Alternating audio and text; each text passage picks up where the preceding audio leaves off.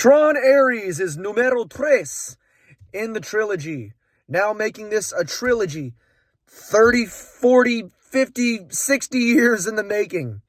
This movie came out 15 years after the sequel, Tron Legacy, which came out almost 30 years after the original Tron in 1982. Yeah, you're noticing the generational pattern here. It stars Morbius himself as the leading title character, Ares.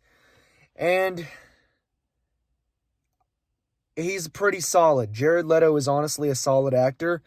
And I'm going to stand up now and say that. Jared Leto is really not a terrible actor. He's just not a very well-loved actor. I mean, granted, the whole condom thing and, Suicide Squad and all that stuff, that was... That's a whole story for a whole video someday. But I want to talk about Tron right now. This is a Tron review. So this movie is a sequel, kind of, to Tron Legacy and Tron 1982. And it has none of the previous characters from those films except for one forced cameo. I will not spoil it. But holy hell, I'm really disappointed by the fact that they didn't properly continue Legacy. Joseph Kosinski is the beast for bringing the world of Legacy, the world of the grid, to life. Back when I was a kid, that was one of the coolest visual spectacles I've ever seen in a movie. Ever. And I was hoping that maybe I could properly see that continued in this film. Instead, we get a new, completely original girl boss character, and Jared Leto as an AI badass who can only exist in the real world for 30 minutes before completely Thanos snapping and just disintegrating. Yeah.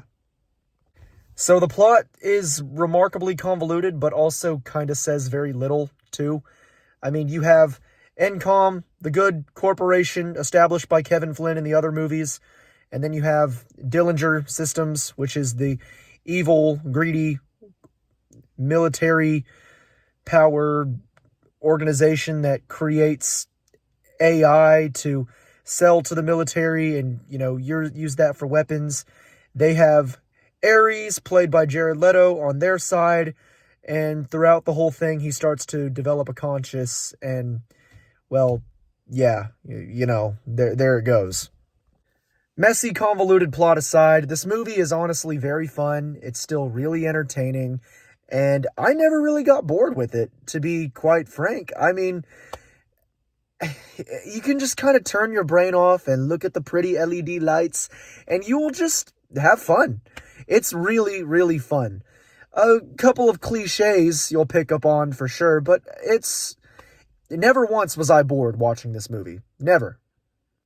And speaking of Morbius with LED lights, this movie has oh my gosh, it's every kind of updated 2025 visual sensation I would want to get when watching a modernized Tron movie. Oh my god, the visuals in this film are perfect.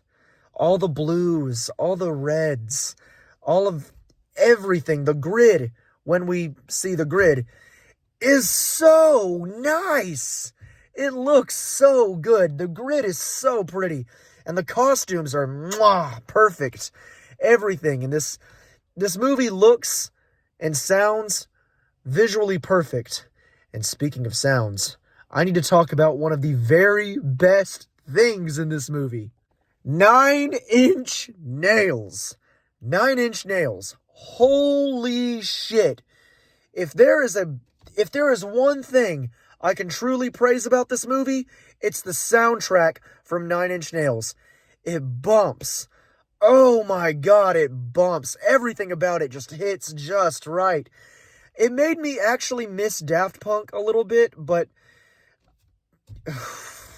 man, when I found out 9-Inch Nails was going to be doing the soundtrack, I knew it wasn't going to fail. Oh my god.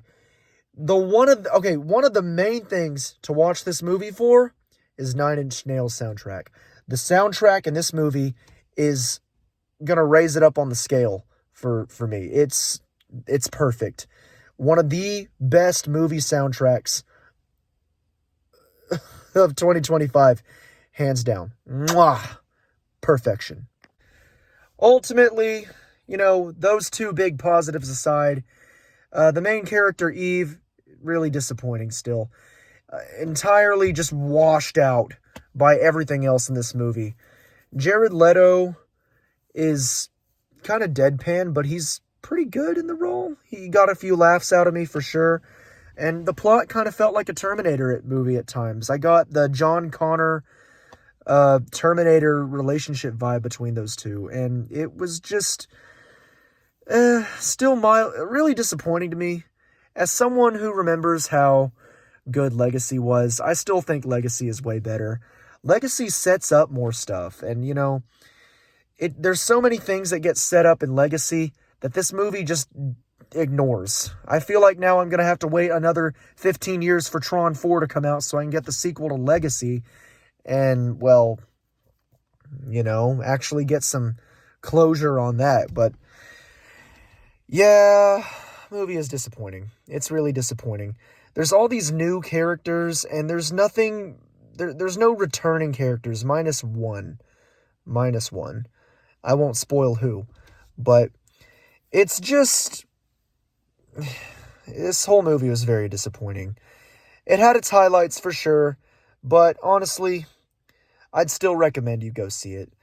Go check it out, enjoy the soundtrack, enjoy the visuals, but don't expect any follow-ups from the previous films.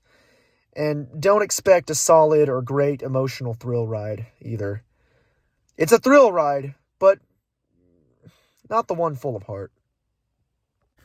All in all, if you're a casual viewer and you don't really care for Tron very much, but you want something to watch, this is definitely something I think you could sit down and just sort of enjoy as a popcorn movie with Jared Leto in it. Excuse me. That was disgusting, but excuse me. And if you're a Tron fan, you're going to be disappointed. You're just going to be disappointed. It's unfortunate. But anyway, that's my review for Tron Ares. Bye, guys. Also, watch Tron Uprising. That shit is peak.